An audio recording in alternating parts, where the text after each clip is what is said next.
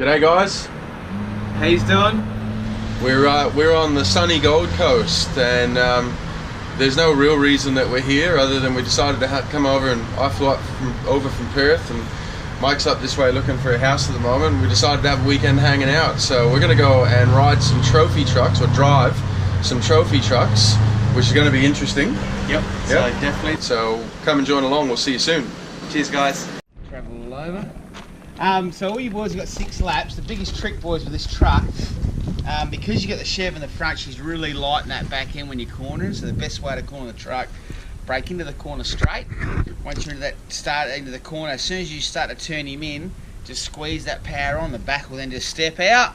You grab a little bit opposite lock, and you just actually steer a lot with that throttle.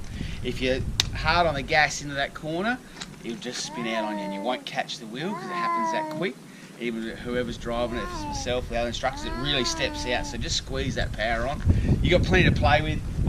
The transmission's auto, so up in the 3rd gear, away you go. The steering, that's your best hands on the wheel. If you keep your hands across the wheel there, you know exactly where those front wheels are all the time. That'll help you out when you're cornering, to get the car nice and straight coming out of the corner. You've got to jump here. You come out of that bottom corner down there.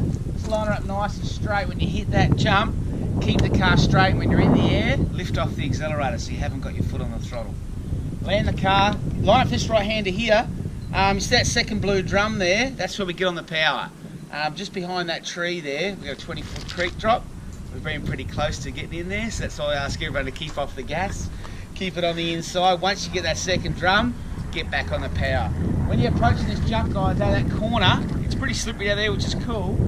You can keep on the inside, you'll get a straight run of the jump. If your car's not straight, leading up that jump, just have to ask you to lift off the throttle to get that car straight, because once you leave the ground, we're just passengers, so you have to get that car nice and straight so you land straight.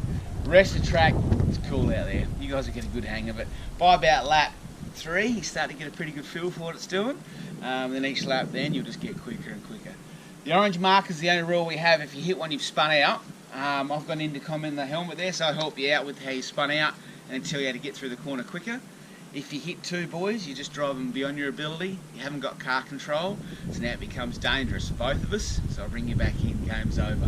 So keep in the middle, get a good hang of this beast. She's just so different to drive than anything else. And who's up first? Mike, yep. So when you hop out, mate, you'll tell her what's all about that throttle. And it's the best way to describe it is like if you're walking on eggshells. That's the easiest way to describe it. If you smash that throttle, you're forever trying to catch it. But if you squeeze that throttle, you're making the truck do what it's meant to do, and that's when you got good corner speed. So Chevys have got.